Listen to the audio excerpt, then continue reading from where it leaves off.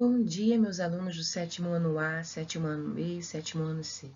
Estou passando por aqui para gravar mais uma vez uma videoaula com vocês e juntos aprendermos mais um pouquinho sobre história.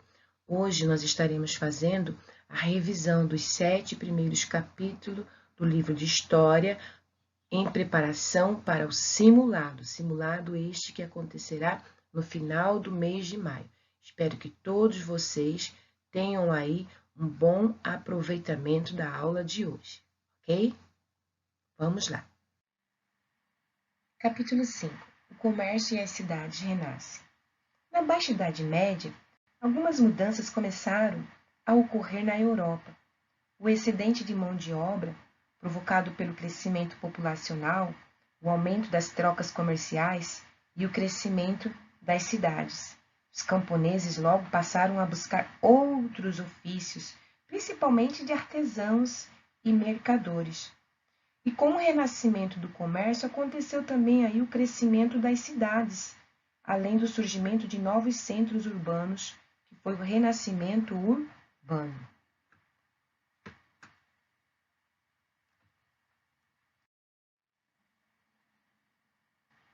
Nas cidades reconhecidas aí como burgos, surgiu um novo grupo social dedicado ao comércio, ao artesanato e à manufatura, que era a nossa nova classe social aí chamada de aburguesia. Dois fatores contribuíram aí para o renascimento do comércio e da vida urbana nesse contexto europeu. Um dos fatores podemos citar aí que foi o excedente da mão de obra no campo, que fez com que os trabalhadores rurais buscassem novas alternativas para o seu sustento, né? Desenvolvendo outras atividades como a de artesão e mercadores, e um outro fator que se pode ser citado aí é a ocorrência das cruzadas, que intensificaram o intercâmbio comercial. Aos poucos, as cidades foram se emancipando do poder e da influência dos nobres locais. As corporações de ofícios também tiveram bastante significância, né, para essa nova classe social que surgiu aí, que seriam os comerciantes. Porque as corporações, elas eram organizações que uniam trabalhadores que praticavam determinado ofício e que estabeleciam regras ligadas ao controle dos preços, à qualidade dos produtos e ao abastecimento do mercado, ou seja, elas regulamentavam o processo da produção artesanal. Também eram locais de aprendizado de diversos ofícios. Muitas cidades medievais possuem estrutura preservada até os dias de hoje daquele período e servem como um atrativo para grande número de turistas.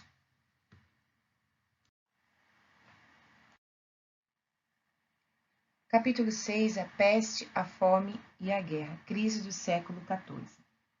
Com o aumento populacional e uma série de problemas climáticos, houve uma grande crise de produção que levou muitas pessoas à desnutrição. A palavra crise nesse contexto significa aí um conjunto de problemas econômicos, que foram sociais, políticos, ambientais, que provocaram grandes mudanças na Europa na Baixa Idade Média. Diversos elementos podem ser considerados aí como motivos para as convulsões sociais, tais como as guerras internas, pela falta de alimentos devido ao aumento da população, as guerras externas entre os feudos, guerras dos 100 anos, e também o enriquecimento e a má administração dos recursos captados.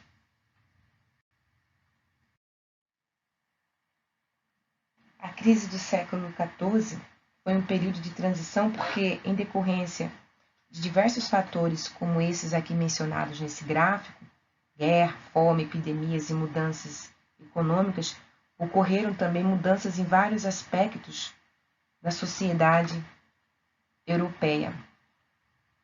A população já enfraquecida com as escassez de alimentos, os europeus eles assistiram também à chegada de uma devastadora doença que foi a peste bubônica, né?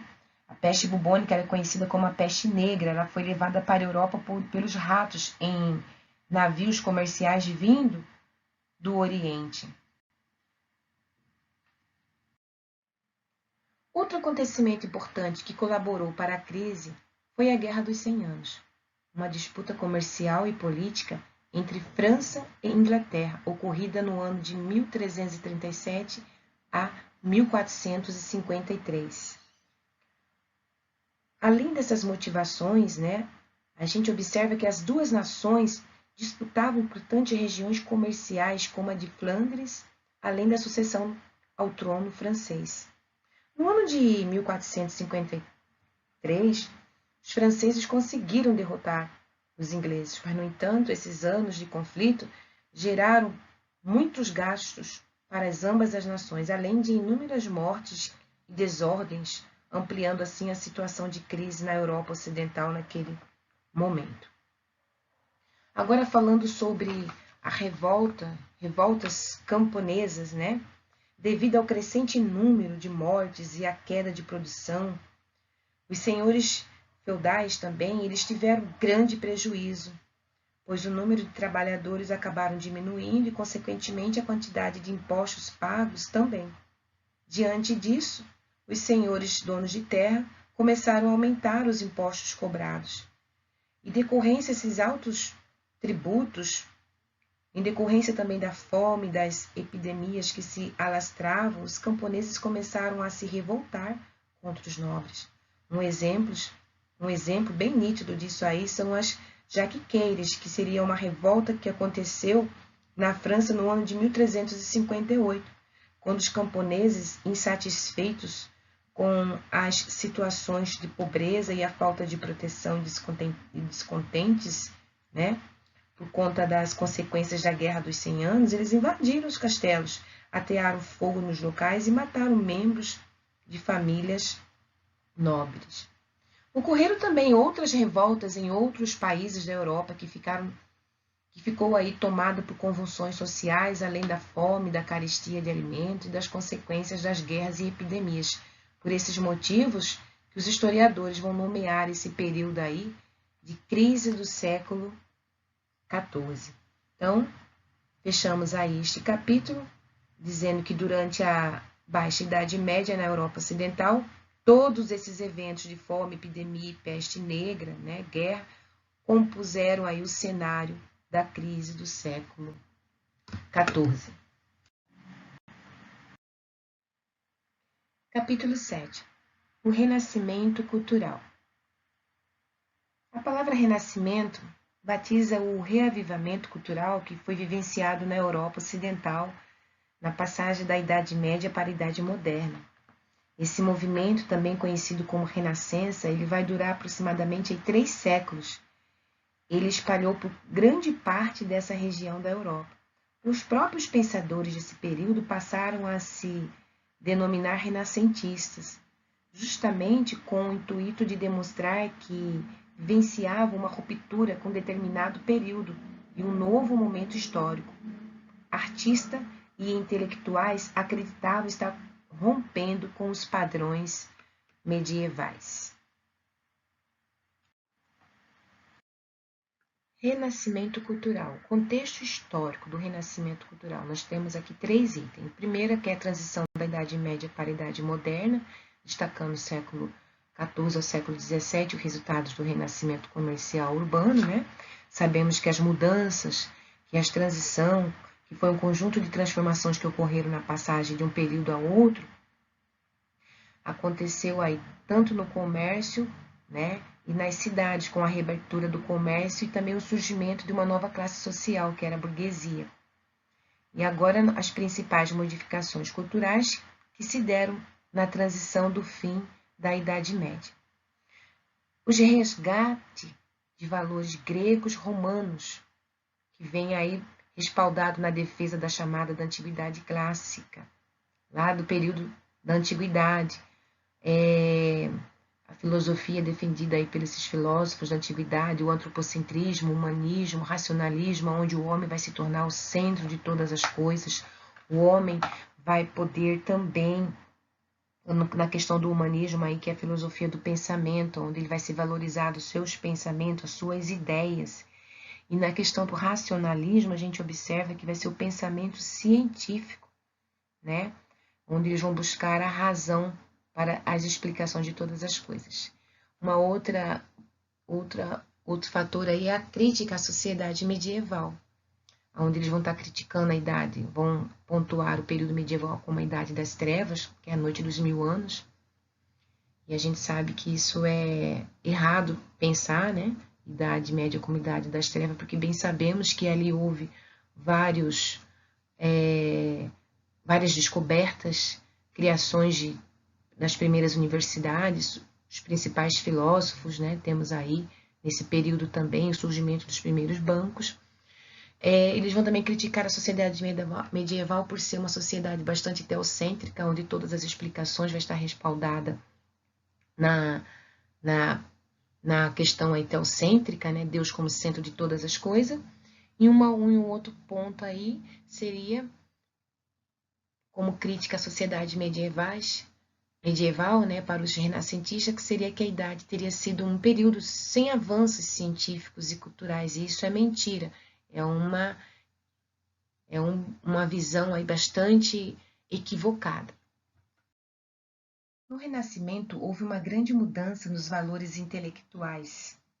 Diversos pensadores, ao divulgarem de ideias científicas baseadas no uso da razão e de experiências, eles acabaram rompendo com as explicações míticas e religiosas que eram características da Idade Média. A partir de um olhar bastante racional e também da valorização das potencialidades humanas, inaugurou-se assim o humanismo.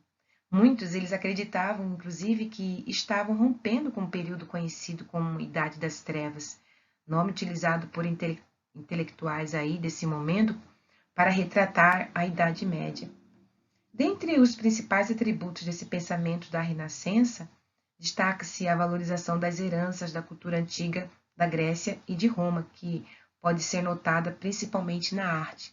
Nós temos aqui, né, o antropocentrismo, que é a valorização do homem, uma cultura greca, né, greco-romana, o racionalismo, onde eles vão buscar a ajuda científica através do uso da razão, o humanismo, que vai ser o homem que vai voltar aí para a questão do pensamento, eles vão dar ênfase ao pensamento humano, e o individualismo, a valorização aí do homem através da sua exaltação. Então, aqui nós temos algumas características do Renascimento. Nós temos algum artista, um quadro de alguns importantes artistas do Renascimento, como o Sandro Botticelli. Ele foi um importante pintor do período que foi patrocinado pela família Médici. Ele pintava muitos temas religiosos, mas também quadros baseados nas mitologias clássicas. O Leonardo da Vinci, que se dedicou a diversas áreas do conhecimento, como ciência, matemática, engenharia, anatomia, entre outras, destacando-se para a pintura, né? Inclusive a Última Ceia e Mona Lisa é uma das suas obras importantes. Michelangelo, pintor e escultor patrocinado pelos Médici também, e também por alguns papas, como Júlio II, que encomendou a pintura do texto da Capela de Sistina, conhecida como uma das suas principais obras, assim como a escultura de Davi e de Pietà. Rafael Sanzio, que foi influenciado por Michelangelo e também influenciado por Da Vinci, é considerado, juntamente com eles, um dos maiores artistas renascentistas. Pintou a Escola de Atenas no Palácio Pontifício, né, no Vaticano, a convite do Papa Júlio II. E continuando aí também no campo da literatura, nós temos aqui alguns principais escritores, como William Shakespeare. William Shakespeare ele vem acompanhado aí de alguns destaques de outros escritores como Miguel Cervantes e Luís Camões. William Shakespeare, no campo aí dos principais escritores, ele era de origem inglesa, foi um dos maiores escritores de peças de teatro do mundo. Ele escreveu o clássico como Romeu e Julieta, Hamlet, Macbeth e O Sonho de uma Noite de Verão. Já o Luís de Camões, ele foi um importante poeta português, escreveu Os Lusíadas, uma epopeia que narra os efeitos dos navegadores portugueses. Miguel de Cervantes foi um espanhol que escreveu Dom Quixote de La Mancha, ironizando os cavaleiros medievais e criticando os ideais da cavalaria. Existiram outros artistas e autores do período renascentista que foram também bastante conhecidos e estudados até os dias de hoje. E agora, nesta imagem aqui, nós estamos observando alguns estudiosos estudando a anatomia de um corpo, né? No que no período medieval se era proibido. Nesse momento da história, nós vamos observar o renascimento da ciência, um aprofundamento nesse estudo. Os humanistas também começaram a atuar no campo científico, que era da experimentação, da observação, e a busca pela razão eram os aspectos fundamentais para os estudiosos naquele momento da história. Eles passaram a buscar respostas científicas comprovadas matematicamente para as questões levantadas por eles, de fatos que, ao abandonar as explicações puramente míticas e religiosas para o funcionamento do universo e para os fenômenos naturais, eles acabaram procurando respostas baseadas nas experiências e observações que realizavam, empregando o chamado método científico este que vai implicar em questionamentos, em investigações e em busca por resultados de comprovações racionais. Esse é um importante exemplo de como o racionalismo dos intelectuais do Renascimento chegou até os nossos dias. Aqui ao lado nós temos Galileu, que construiu o primeiro telescópio, né, com o qual passou a observar o céu, e tal como Copérnico, tornou-se um defensor da teoria heliocêntrica, que diz que o Sol está no centro do sistema solar e a Terra e os restantes astros giram à sua volta. Essa teoria ela foi condenada pela Igreja Católica, que defendia a Terra, que era o centro do universo. Não podemos também de lembrar que Johannes Gutenberg ele foi o criador da prensa tipo móveis, que ajudou a agilizar a reprodução de livros e demais textos antes escritos à mão e que levou ao surgimento aí da imprensa. Então, o Renascimento ele trouxe outras contribuições que impactaram nosso cotidiano até hoje. Entre elas, podemos citar aí não só as colaborações de Copérnico, Galileu e Gutenberg, mas também as existentes, né, no campo da cultura, da arte e ainda que influencia até os dias de hoje. Então, assim nós finalizamos o capítulo 7. Espero que vocês tenham aí um bom estudo, né? Uma boa revisão. Eu sei que eu não finalizei totalmente o capítulo 7, mas eu acredito que essa aula de hoje vai abrir bastante aí o entendimento de cada um de vocês. Fiquem todos com Deus, na paz de Deus. Um beijo no coração de vocês e olha, eu estou com muita saudade de vocês, tá? Até em breve. Tchau.